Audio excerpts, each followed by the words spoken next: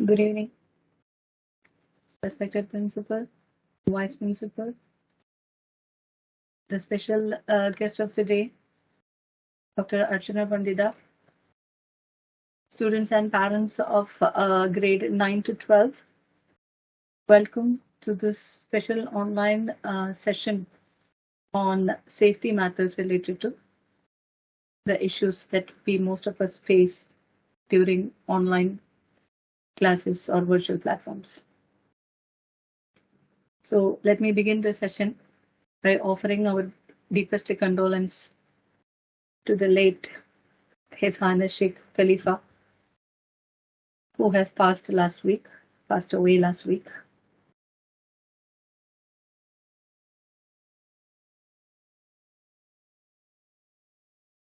A day without prayer is a day without blessing. So let me now invite our faculty member from Department of Arabic to recite a few verses from the Holy Quran.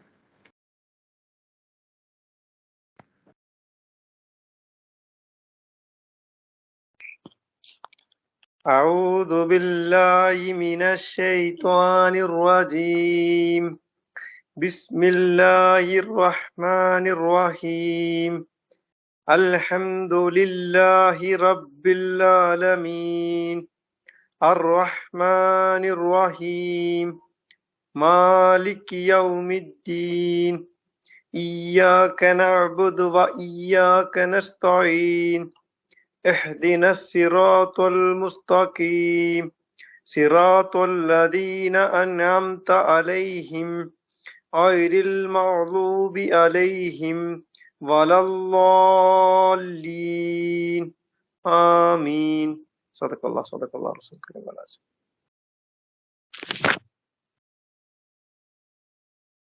Let me take the privilege to welcome our dearest principal, Mr. Hamid Ali Yahya, who is also our online safety officer, and our all-time support to conduct such sessions for both staff and students along with their parents.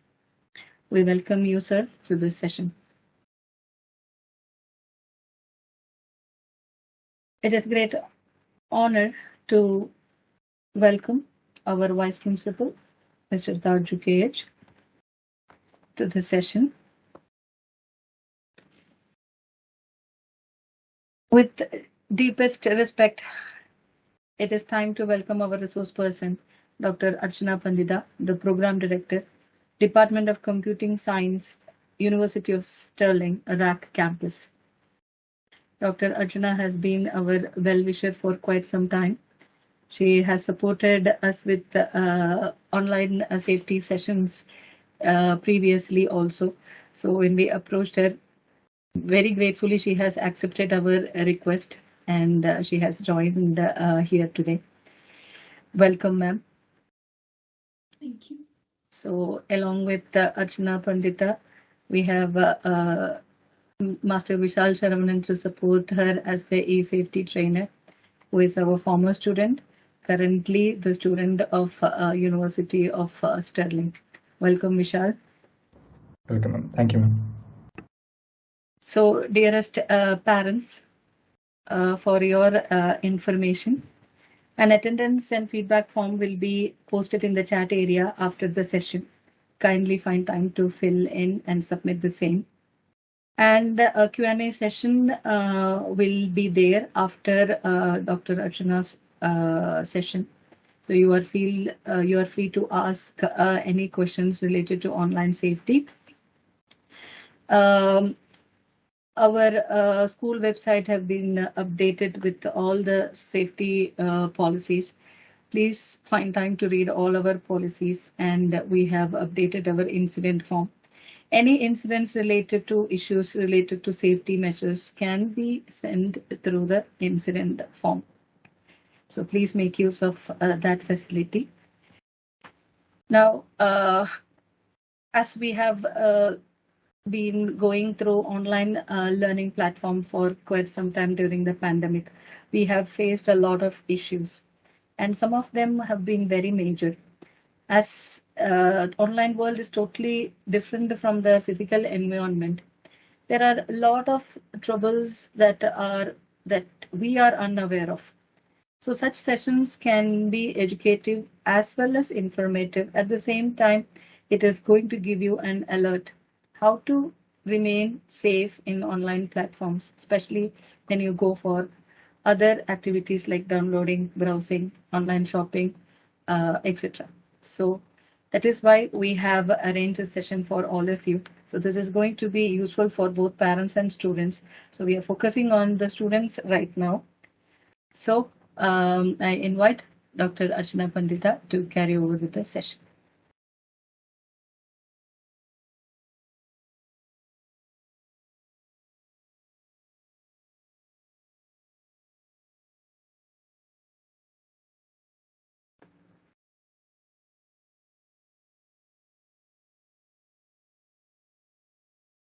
Thank you so much, Ms. Amli, for such a lovely introduction and welcoming us and having us here again this year.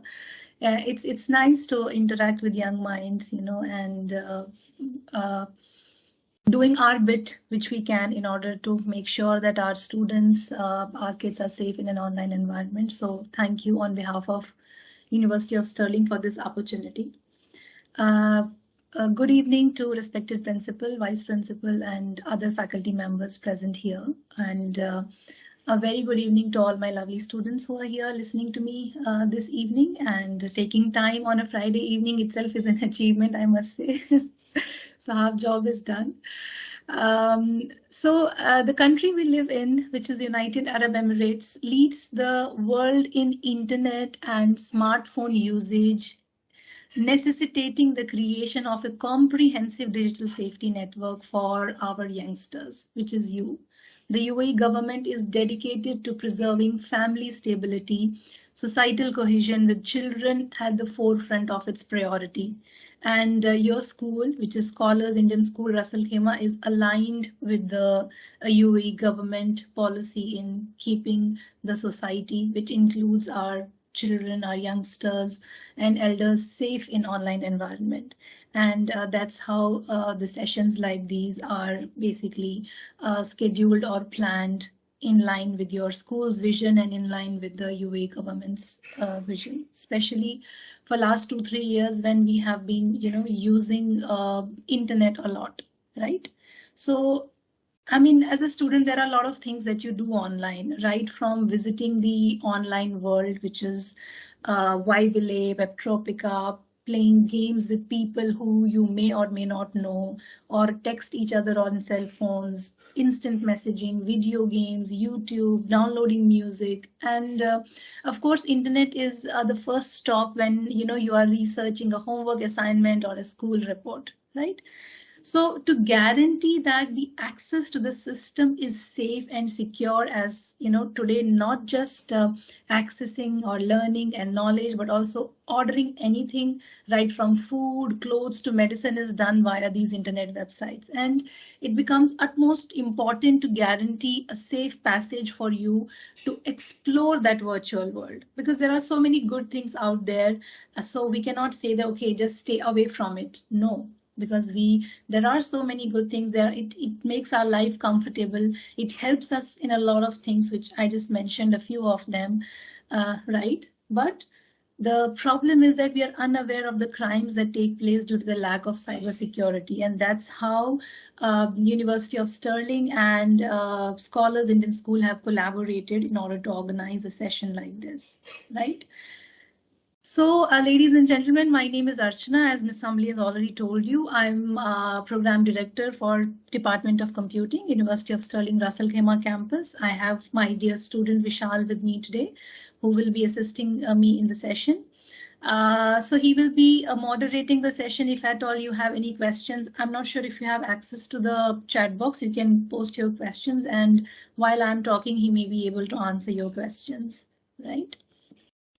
So University of Stirling is a branch campus here in Ras Al Khaimah with courses in management, teaching, management, computing, and finance, right? And we have a tie-up with Scholars Indian School student for a long time, and a lot of Scholars School students are here with us, which Vishal is also one of them. All right. So why we are here today is, as I said, to deliver a session on e-safety. So broadly, we will be covering on digital citizenship, social engineering, how to browse internet safely, what about the accounts and passwords, how can we keep our emails safe, and how can we safeguard ourselves from phishing, what about online games and the effects, and how can we manage the personal data, social media, online services security, cyberbullying, and what does the law say here. And also we need to know certain policies, which is your acceptable usage policy, and also the strategies for the acceptable use, right? So let's begin. Let's begin with digital citizenship. All right, so what is digital citizenship? Digital citizenship is basically a good citizen, I would say, recognizes what is appropriate and what is inappropriate, right? So displaying intelligent technology activity and adopting to smart technological decisions is what makes a good citizen. All right. So a good citizen can have a lot of features, I would say, like how to become a good citizen. You can do a lot of things to be a good citizen. So let's say being self-assured or adapting of utilizing information and communication technology means this technology provides you with an ease to access of information, accelerated learning, fun opportunities to practice, what you learn, especially for students in order to explore new subjects, deepen the understanding of even difficult concepts. Lot of resources, tutorials, videos out there, and particularly in STEM, right? Participating in educational and cultural economic activities, which you're doing right now by attending this session. You're using the technology in the best possible way. There are many other things, many other positive side of technology, like technology opens up channels of communication, making it easier and faster and more enjoyable for people to connect, right? So there are a lot of things that you can do to promote digital citizenship skills in yourself and people around you. You can emphasize online etiquettes, right? Like in the physical world, we emphasize some etiquettes. We talk to people in a certain manner. The moment you see your teachers and principals, you wish them, right? So certain etiquettes that we follow in the physical world, same etiquettes you need to follow in the online world also, which I will tell you a few of them in my further slides. You need to protect your privacy. You need to be safe online. You need to protect creative rights. And more importantly, do not leave any digital footprint. So whenever you are browsing anything online, so you always leave your digital footprint as in what you have been doing on the system, when you have done that, which websites you have browsed, what you have searched, each and everything, right? So let's look into certain key components of digital citizenship. The first key component is your digital health and welfare, correct?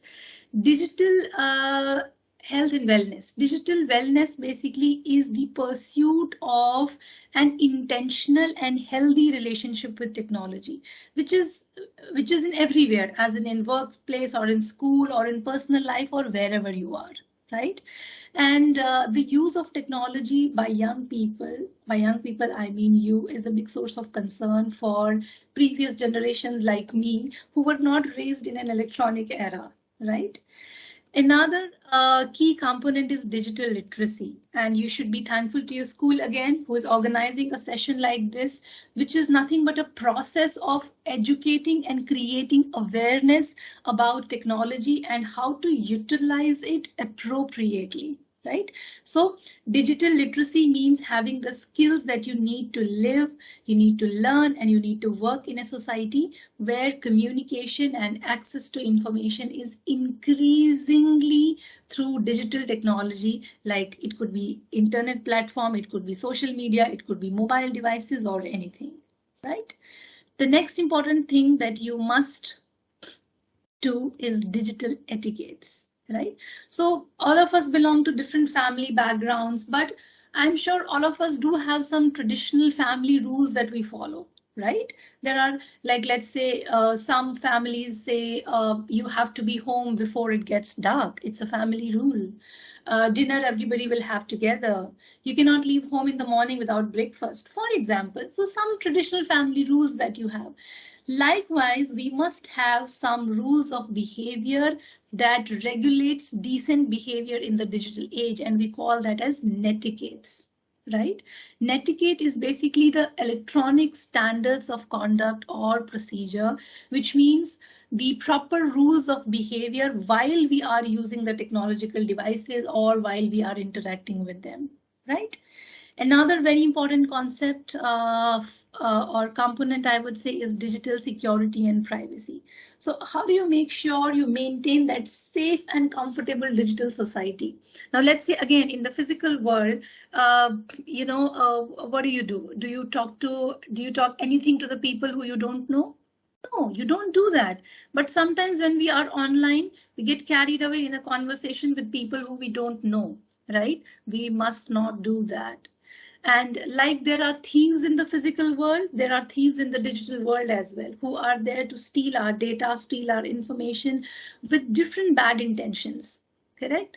So let's say you could you could fall in a trap of a ransomware, right? Similarly, when we go out or when we are inside home, we tend to lock our doors. Why do we do that? In order to protect ourselves in the physical world. Similarly, we need to protect ourselves in the digital world as well. How? We can use virus protection, we can use data backups, we can protect our equipments, correct? So there are different ways in which we can make ourselves digitally secure and our data private, right?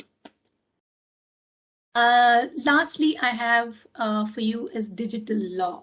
Now, in the digital society, rules established appropriate methods, actions, duties, as well as the legal implications. So there are legislations which apply to everybody, whoever operates online, and it is illegal to hack into other people's information or download unauthorized music, plagiarize, create damaging worms, viruses, Trojan horses, send spams, or steal anyone's identity or assets.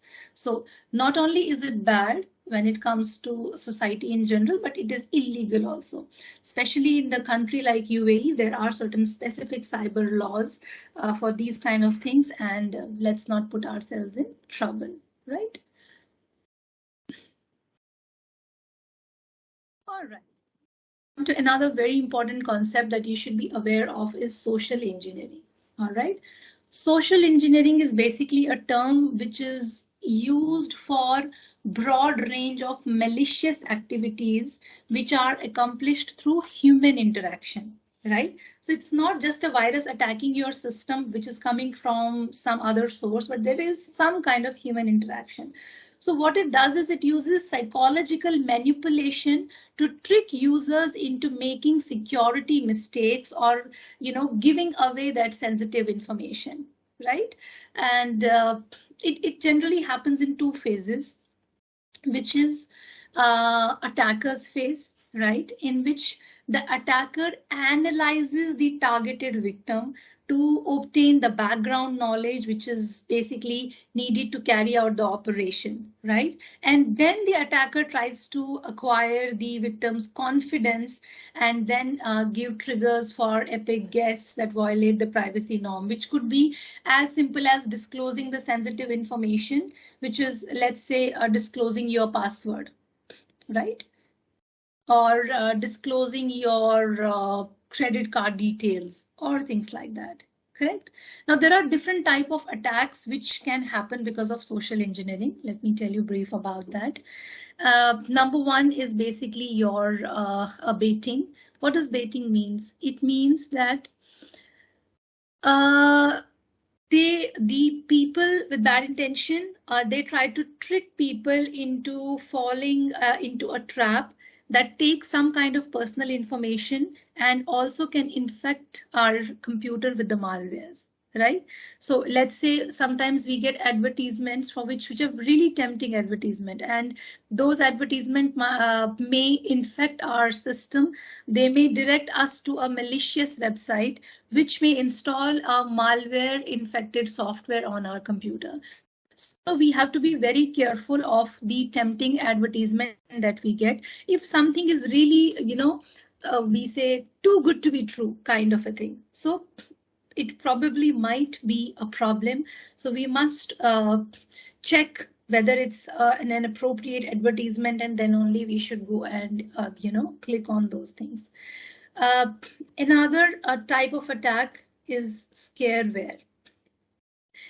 Scareware is where basically they create false alerts and false threats. All right, so we also call it as fake softwares or rogue scanner softwares or fraudwares, right?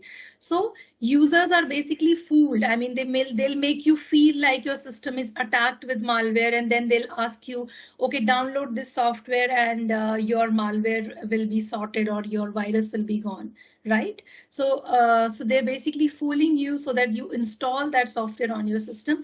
It may not only infect your computer, but it may also use your computer to attack other computers, which is even more dangerous, right? So we need to be very careful about that. Pretexting, all right? Pretexting is basically when you create some kind of well-designed illusions, I would say, right?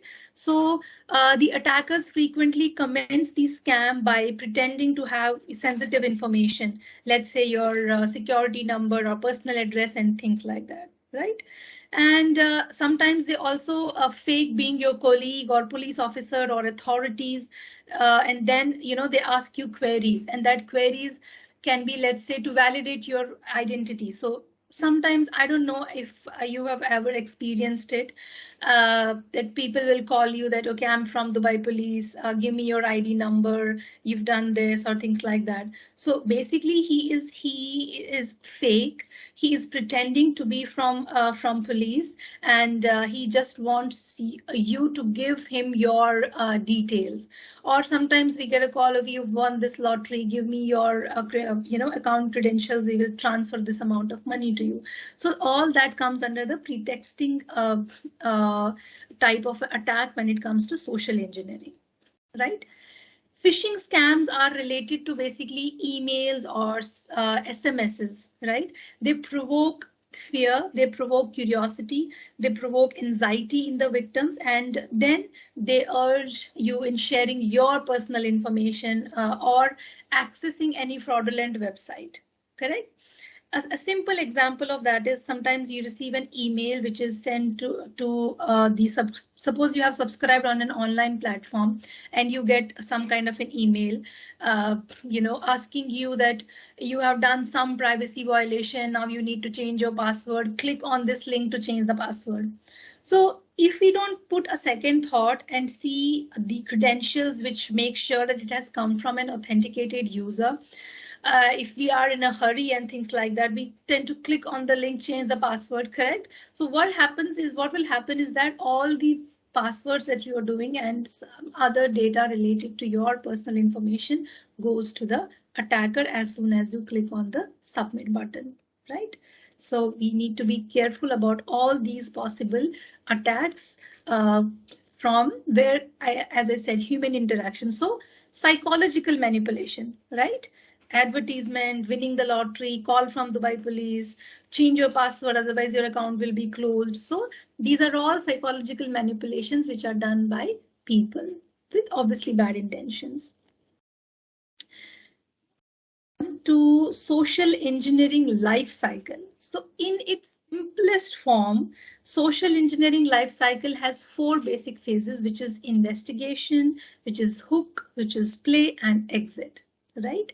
So investigation, basically, this is when an attacker performs their reckon, and they might choose their target based on position, either let's say within an organization or ease of access, or they might choose a wide range of targets just to see what sticks, And after choosing a target, they will use public information to learn as much as possible. And sources such as social media, company websites, and other profiles provide a wealth of information for attackers to use, right?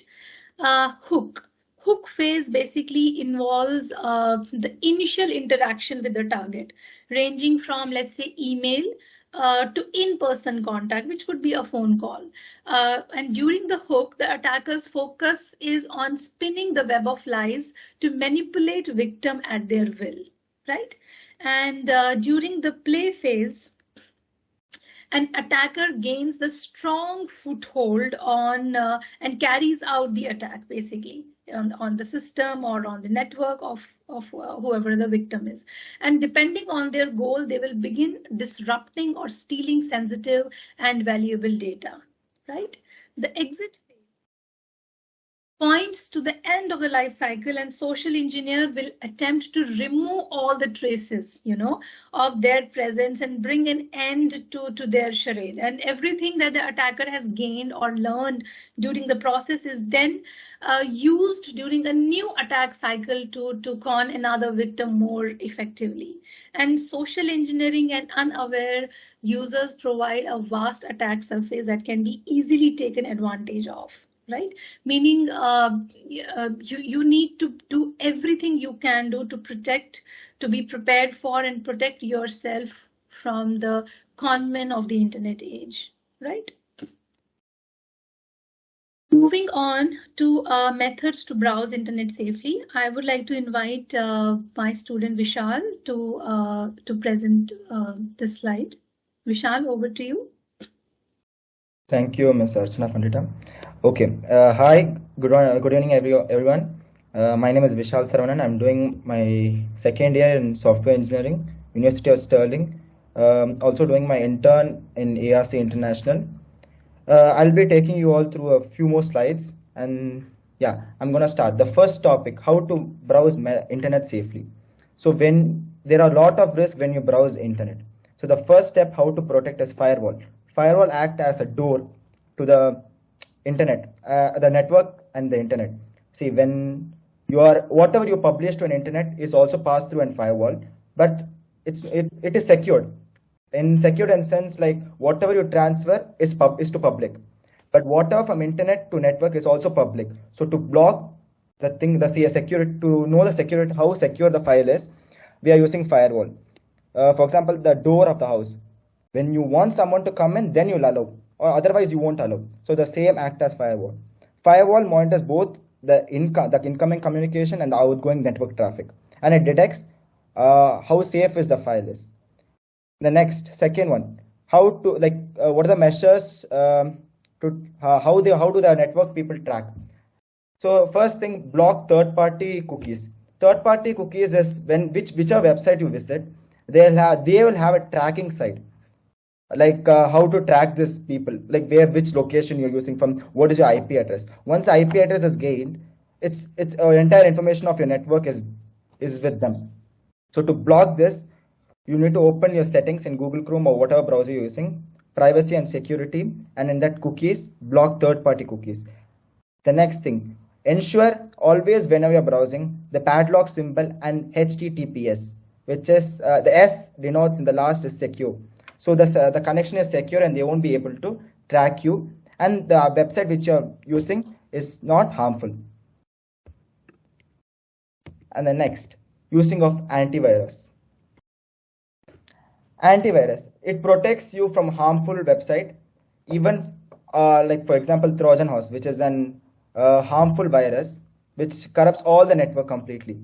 So antivirus blocks all the incoming communication of those, and also scans the file, because what they do is they create into a zip file, whatever virus. When you download, there won't be any effect, but after downloading and when you unzip the file, that time the virus might attack. So what antivirus, it ensures whether inside the file it is secured or not. So antivirus, and also please be sure that you always keep antivirus updated, because if you keep this antivirus updated, then the regular scanning will be going on automatically. Next, cookies and caches.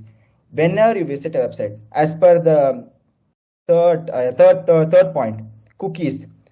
Third-party cookies and cookies are both almost same. Whenever you visit a website, it gets stored to you as well as to the third party, the network. So when it stores to you, whenever you visit the website, all the images will be loading automatically. But there can be an expose for our network too. So be sure that in the history, when you're clearing history, there will be an option called as cookies and other sites as well as caches, images and file. Please do clear it and you'll have storage in your PC. Next, beware of public Wi-Fi. Public Wi-Fi is an open network where anyone can access to a network, to your PC. See, when you get connected to the network administrator can see how many networks are being connected, and any information of yours can be transmitted through the network. And it's probably an illegal one, tapping to your PC via public Wi-Fi. But public Wi-Fi doesn't have any secure, so it can be easily traced and be utilized for illegal activities. User accounts and password. Internet security. It is the measure how to secure a network to avoid risk and weakness of internet access use. So first thing, how to keep your data safe. Use different password for different accounts. In case of email, banking, social media, never ever keep the same password. If you keep the same password, the attacker might have an idea that you're using the same password for everything. So once he hacks one of the account, every account gets into his hand. Next thing, whatever password you're using, please keep at least minimum of 7 characters, which should consist of lowercase, uppercase, numbers and symbols. Because if you keep everything as small, like for example, my name is Vishal. If I keep just as Vishal, people can find it. When I add ash or some symbol, then I use Vishal 179, not a continuous number. Then it might make the attacker difficult. And when you're creating a password, never ever keep your personal information such as name, age, date of birth, etc. Because when people tend to they'll be like, okay, I remember my date of birth more than other password. So what I keep is like Vishal and my date of birth is 12 June. So I keep 12/6. So it is easy for the attacker to guess. Nothing, he'll just put a combination of all the numbers, what all the information he has. He'll try to match everything. Avoid using continuous key combination. For example, A, B, C, D, QWERTY, or 1, 2, 3, 4. Change your password on a regular basis. See, when you change your password on a regular basis, the attacker, once he gets hacked also, once he attacks, he'll get information. Next time when you change, the attacker will try the same password. You won't be able to. Then again, you will change. Continuously changing will keep your data safe. Why do we need strong password? See, password are the main thing which protects your entire data in a computer, and it's an block for the attacker to take your informations. And strong password must be used for all the accounts. Online games and effects. Playing game is right now the trend. Most of them knows PUBG, Fortnite, and etc. But always there is a plus point and a minus point, which is advantage and disadvantage. So I'll start with advantage. Advantage, it improves the mind ability. It makes the people think a lot. And see, when you're gonna play some shooting game, you'll be like, I'm gonna aim at that guy, which is probably aiming. You are aiming something which helps you to gain a lot of thinking abilities. Decision making and accuracy. You're gonna shoot that guy, you're gonna target him. So which makes your mind, okay, if I'm steady on something, I'm gonna achieve it. Hand and eye function. See, you will be using both your hand and eyes simultaneously and in connection. For example, you're gonna write an exam. You're gonna use your eyes. You're gonna see it and write it, which is also a function. Enhance the teamwork. When you're gonna play an online game, you'll have a teamwork. PUBG, you are gonna have 3 or 4 teams or how much ever teams you want. You're gonna share the thoughts, play it and win and aim to win as a group. Disadvantage, aggressive character. There are also, like, when you're gonna play some shooting game, you'll be like, I wanna kill that guy in the game, which might be an character you might use in the real life too.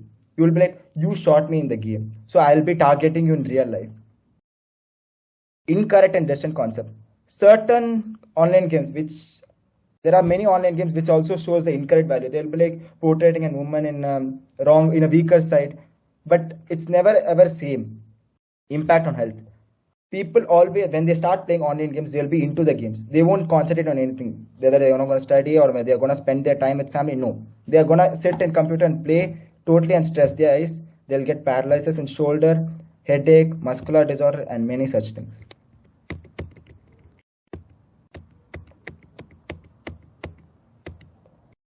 Social media and online communication.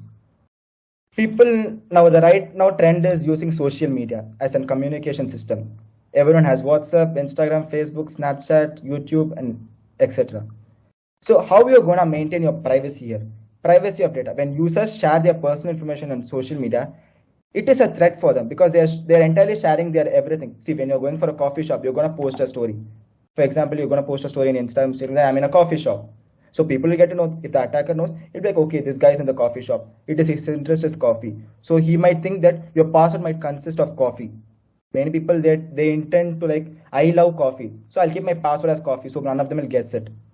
Data mining. On internet, you should never leave your digital footprint. Social media, beware what you're posting. Posting is fine, but be assured that your account is private and you have only known people there.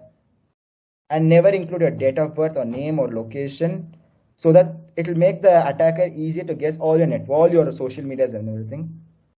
All this information is also shared with the third party software. For example, you're using Instagram, you're going to share something. It will be shared to the other advertisers to get attention of you, which without knowing we'll accept when we are creating an account in social media. Virus and malware attack. Once your computer is attacked, all unwanted, like you're going to click some unwanted websites, it's hacked. Like your advertisements get completely. So be ensure that you clear your cookies. And also once your network is attacked, then all your social media is attacked.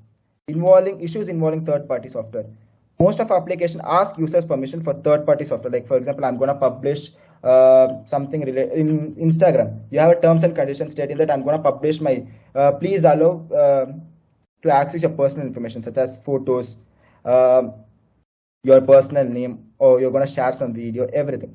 Even when you're downloading, it's ask your permission because they have accepted terms and conditions. Many people won't even notice. We just click download directly, but there are many terms and conditions regarding third-party applications. Legal issues. There are legal issues connecting medias. For example, you're going to publish some insulting information regarding a community or nation. It is offensive and you might end up in cybercrime. Often. All right. I'll just add something to that, Vishal. Is that okay with you? Yes, ma'am. Yeah. So like Vishal was talking about third-party applications. See, it's very simple. Now, let's say you are going to install an application which has nothing to do with photos, which has nothing to do with camera, but still it is asking you permission to use photos. So it makes no sense. So definitely there is something wrong with the application and they are trying to access your other information from the phone. Now, on the other hand, let's say it is a photo editing app. Now, photo editing app obviously will need access to your gallery or camera. If they are asking you the permission to access the photos or videos, it's perfectly fine. So permissions is a very important thing that you should keep in your mind, just not blindly say yes, yes, yes to everything. If that kind of a facility is not required, it's not in line with the application's objective or the application as such, then that means there is definitely something wrong with it, right? That is one thing. Second thing is try to read the description, because there will be a contact email ID given there. If the email ID is using any free internet service, it is definitely an imposter's application because any professional developer will not use any free internet service, in a free service for the free emails, right? That is one thing. Second is the description itself. You will see blurry images, you will see grammatical mistakes in the text, you will see a lot of other things which are a sign that this has been developed by an unprofessional developer. Now, an application being developed by an unprofessional developer, either it is not legit or he would not have put enough thought to secure that application, right? and both ways it's harmful for all of us. So we need to be careful about the developer being professional. The text should flow, the grammar should be good, high definition images, check the email ID of the user, check the permissions which it asks in order to install. So they will give you a hint whether this application is legit or not. Then there are reviews also that you can check. Now, again, for reviews, we have to be very careful because reviews can be staged. We all know that, but there are certain companies who take time and do a proper and legitimate review, and they will give you a proper feedback on a particular application. Correct? So that's also something which we can keep in mind while installing a third-party application. All right, again, over to you, Vishal. You may continue. So we'll go through a short video right now. Yes, Ms. Archana. Can you hear the voice? No, ma'am. Okay, just give me one moment, please. I would like to share it again. Probably I haven't shared it with voice.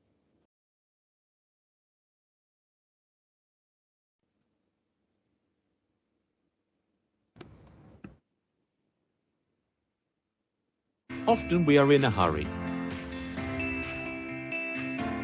to download something for free, respond to an urgent email, grant access permissions to an app, or connect to a Wi-Fi network. Hold on. Are you reacting or are you thinking and acting? What happens when you click on something malicious?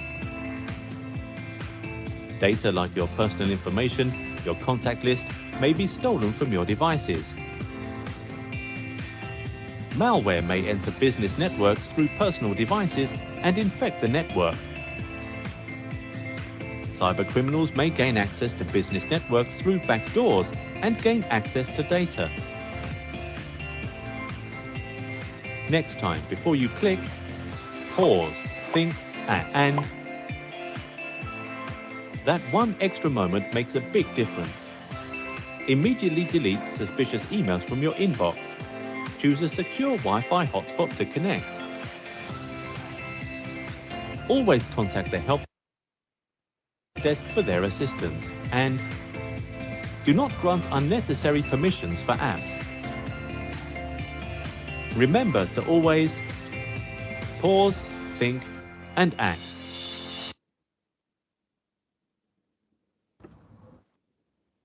Pause, think, and act. It is one of the main thing you will require in the cyber stuff. What are the internet-related stuffs? When you're downloading an app, pause, think, act. See the app, what is the use of the app, the description of app, reviews, and terms and conditions used for the app, and what are the permissions required. Like for example, as Ms. Archana said, if it's a photo editing app, you'll require, of course, the access of photo, the gallery, but not contacts, etc. So pause, think, and act. Thank you, Ms. Archana, and Ms. Archana will be taking you to the next few slides. Thank you, Vishal. Thank you so much. So yes, pause, think, and act, and not only does it apply to the apps, it applies to everything. Like I was talking about different attacks when it comes to social engineering. So when you're getting an email, whether to open that email or not, whether to open the link in that email or not, right? So it is very, very important for you to understand and make that decision. Do not be in a hurry and just click on everything. Okay, let me see what happens. You could put yourself trouble when you're clicking on any image that you want. There's a very simple trick also I would like to share with you, like how to check whether a link is correct or not. Just hover over the cursor over the link before you are clicking. So when you hover the cursor, over that link, it will pop the URL. Read the URL properly, whether it matches with the text or not, or whether you recognize the URL or not. If you recognize it, that's a great sign. If you don't, then don't click it. Correct? And it is very important to read the URL properly. The scammers, they make it, let's say R and N look like an M. So when you are in a hurry, okay, it seems like an M, but actually it was an R and M.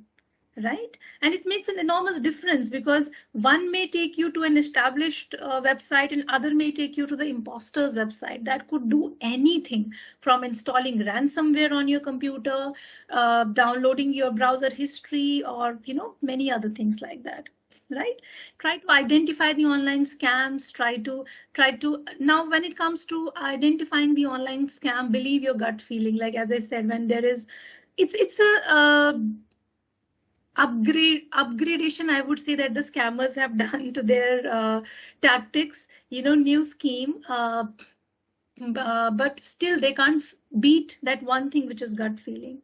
So the best way students can avoid a scam is to go with what they feel. If a website you have never heard is asking for your information, then you need to be safe and leave the website. And this is also true for individuals who may contact students via social networks or emails.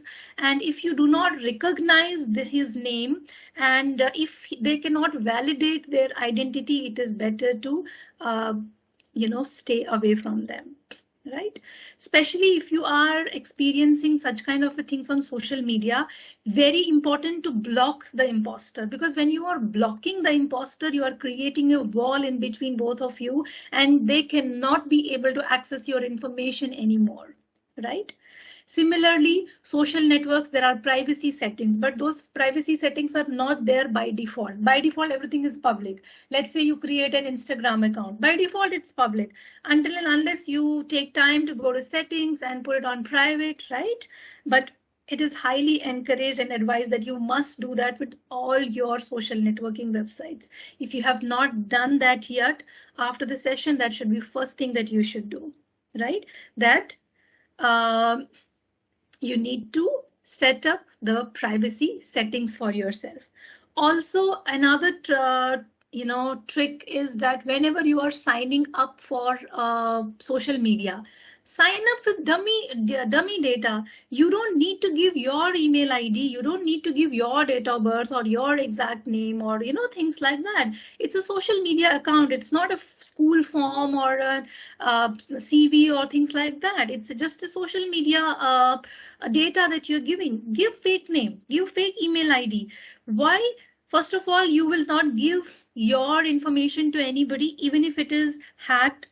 Even if a company is selling the data to any other company, still your information will not be given. It will be safe. Why? Because the data that you've given is, dummy data, wrong data, correct?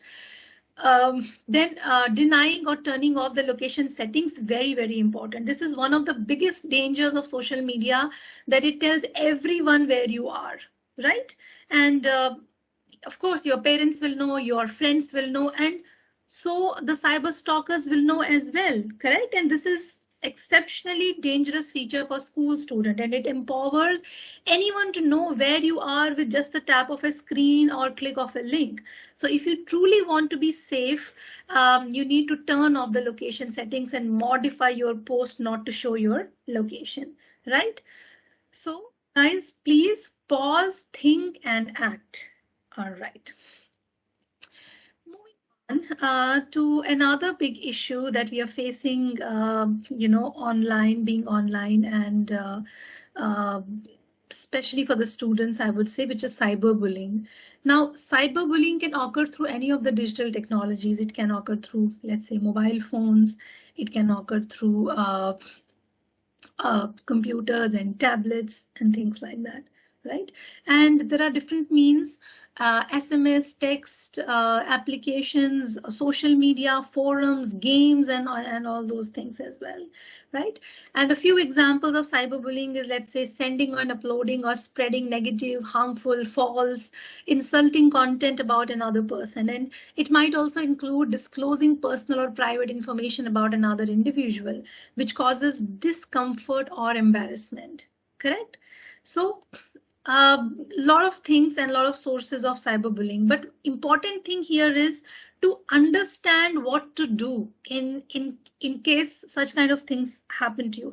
First of all, you should not do it to the people. That is also very important, because it is very important to be reminded that not to use internet to hurt other people.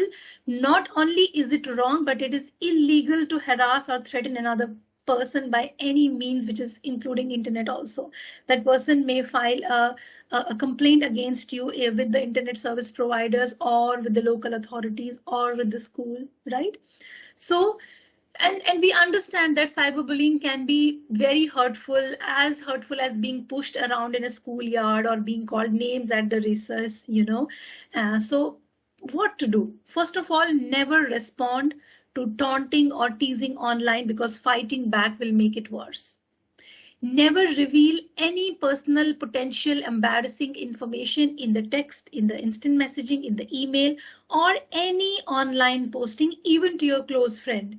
So before you put anything online, you should ask yourself, how would you feel if your classmates, teachers, principal, parents, and rest of the world were to see it? If you wouldn't want anyone else to see it, you should keep it to yourself, right? And if you are a victim of cyberbullying, make sure that you block the cyberbully from your account to prevent further content, right? And you should save any communication from the bully and tell you or the trusted adult that you have, like Miss Namli was also mentioning about your school policies. So your school also has amazing cyberbully policy in place. So you should inform the relevant authority with proof of the communication, right? So if bullying takes place in your school, you can notify your school authorities, as I said, and do not forget to keep the evidence of bullying, right? So, need to know acceptable usage policy. What is acceptable usage policy, right? Acceptable usage policy, basically, it's a document which is stipulating constraints and practices that a user must agree for accessing to any corporate network or an internet. And many of the businesses and educational facilities require that employees or students sign an acceptable use policy before being granted a network ID. Right? And it's a very important document that can demonstrate due diligence with regard to the security of your IT network and the protection of all sensitive data in the event of a breach or even if it's an audit, right? So when you are joining for this particular, signing up this particular document, you are agreeing for some things. You are agreeing for not using the service in violation of any regulation. You should not aim to violate any computer network or user security. You should not publish commercial messages to internet groups without obtaining any permission from them. Do not attempt to send junk email or spam to anyone who has specified that they do not wish to receive it. And not attempting to flood a site server by mail flooding it with large volumes of email. Right?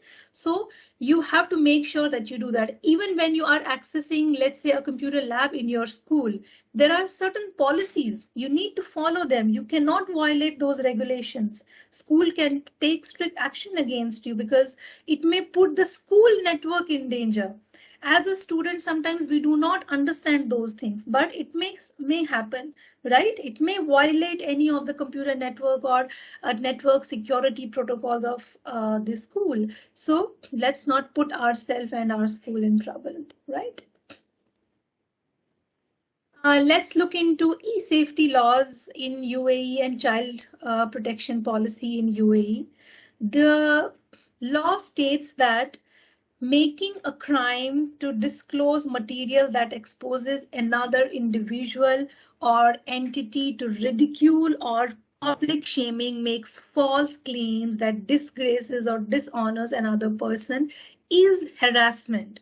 So it's as simple as when you're putting any photograph of yours on social media and you can see people standing maybe somewhere closer to you and they were also in the picture. You're not supposed to do that. You can get fined for that if the other person complains about you and if you have not taken his consent that you're going to publish that particular picture on social media. Also, posting the false statement on social media platforms may be a breach of some interrelated laws in the UAE, which includes WhatsApp, social media, internet, SMS, email, and many other things. And all this comes under Federal Law number 5 of 2012, right?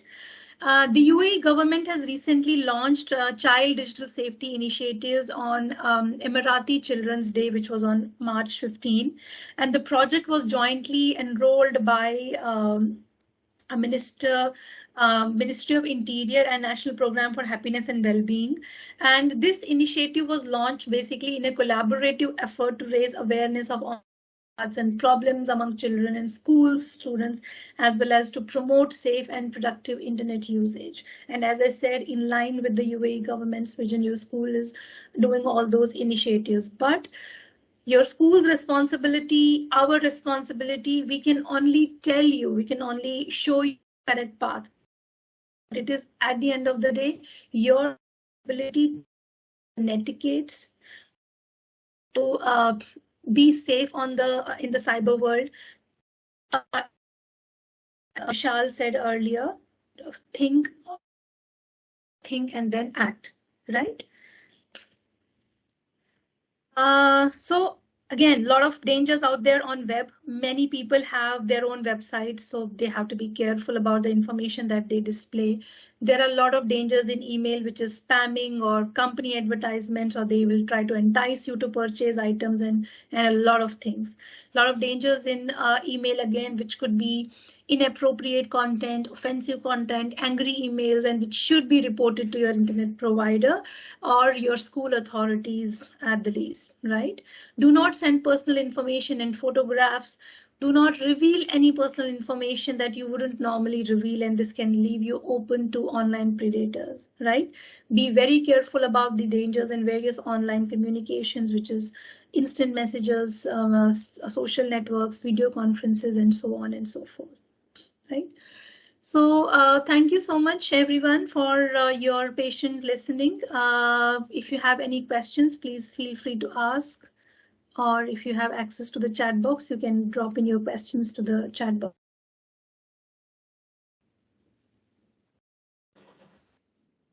Thank you, Ms. Archana. Thank you, Vishal. Dear students, if you have any further queries, please you can raise your hand. We will enable your audio, or if it's possible, you can post it in the chat area too. It will be answered. So you are more well versed in the online platform than many of us, because all the youngsters are tech savvy. They know things better than us, or maybe they're more faster than us. So if anything you would like to know more, if you'd like to add up, please let us know. So this session is an interactive one. Please utilize this opportunity, dear children. You can raise your hand. We will enable your audio to put the question, or you can post it in the chat area. And for your information, the attendance and feedback form is posted in the chat area. Please find time to fill and submit it.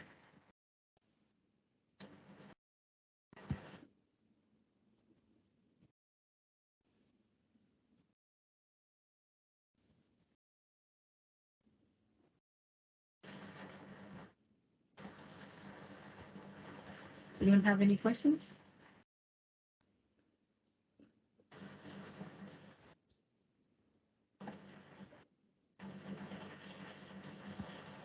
So would you like to ask something? No, I think that this is actually the session meant for the students. Yeah. So let the students do that part. Yeah. As students, I request you can feel free to ask anything in connection with what she has already communicated to you, right?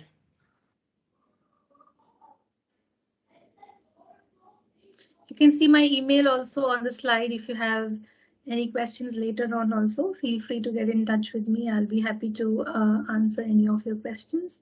But if you have any questions now, again, me and Vishal will be happy to answer your questions here as well.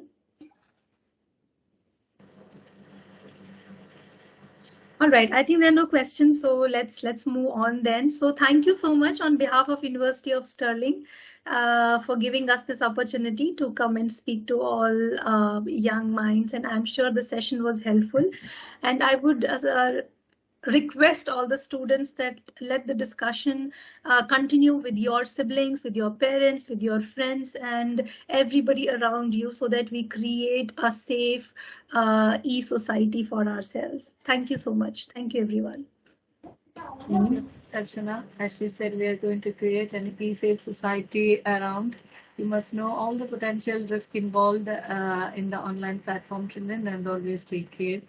Things aren't as easy and not safe as you think, because so many eyes are watching you from all corners. So when you are in trouble, it may take you to a different level, and we do not know how far you are able to get it solved that easily. Okay, now thank you, Ms. Archana. Now, on behalf of scholars, I would like to request our principal to do the honors to share a token of appreciation to Mrs. Archana. Good evening, Dr. Archana and Master Vivek. All other students and teachers who are present over here. You see, this is actually a very golden opportunity to understand the possible threats that we are exposed to, especially on this.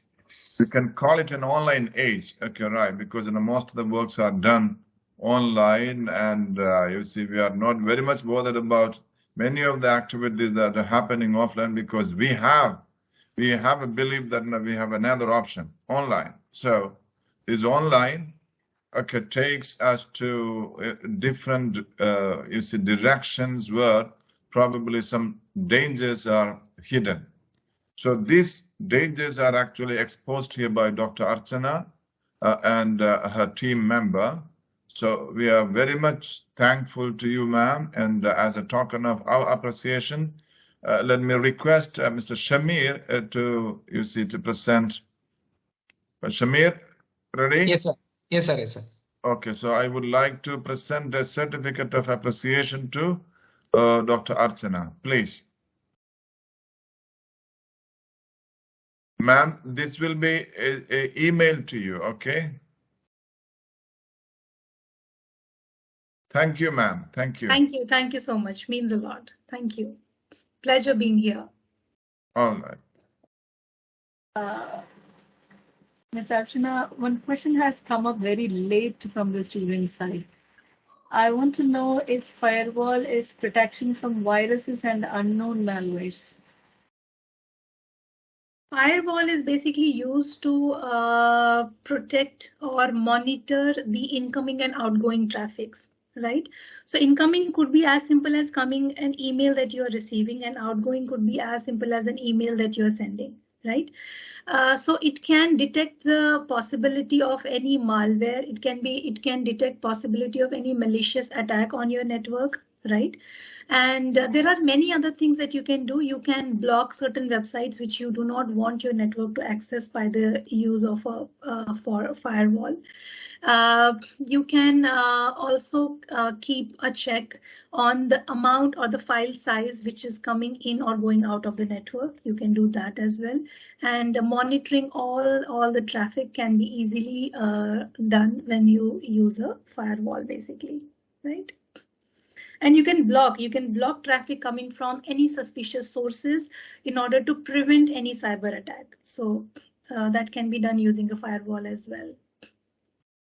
It basically distinguishes from a good and a malicious traffic, and either allows or blocks specific data packets on pre-established security connection. So that's what a firewall does. Is firewall manual or automatic?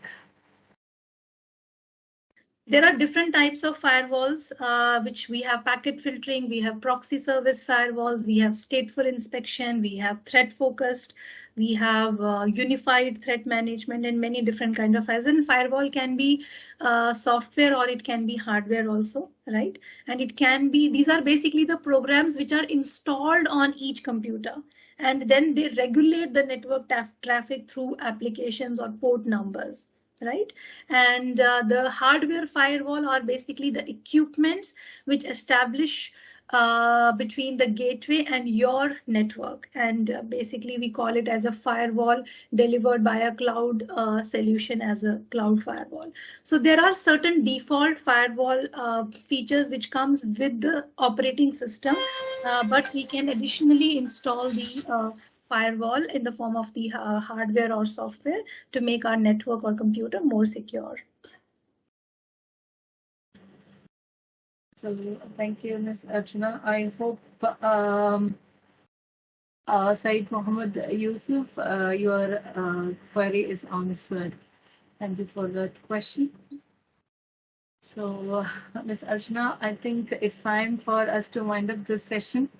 And we are very grateful to you, Ms. Archana. This is the second time you are accepting our request. So every time, whenever we come to you, you're always ready to help us. So being, you can say that we are going as a community program now. Yeah. We extend our sincere thanks to you for arranging this session for our students. I hope they have got all the valuable points that they need to know at this age group to keep themselves safe. Because in the present scenario, this is something which is unavoidable. So, Scholars Indian School, we are giving all possible sources to give them training and awareness to keep them safe from every aspects of their life. Only thing is that we need their maximum support and cooperation. When such sessions are arranged, we need maximum people to participate in it, and it has to reach out to them. And we need a response also from their side. So once again, thank you so much, Ms. Archana and Vishal too. So we'll be awaiting for the next session coming up for you at 7:30 today evening for the parents of KG to 4. So see you then. And we will meet you both in the next session. And students, I request all of you to stay back for a while. Our principal would like to speak to you. And you can take your leave, Ms. Archana and Vishal. All right. Thank you. Thank you so much. Thank you. Have a lovely Thank evening. you for giving me a permission to show my skills here. And thank you, scholars, for also giving me the opportunity for Stirling to show how we are capable to protect the e-safety. I mean, to protect how the illegal activities going on in internet and the current world right now with cyber attack. And thank you, scholars.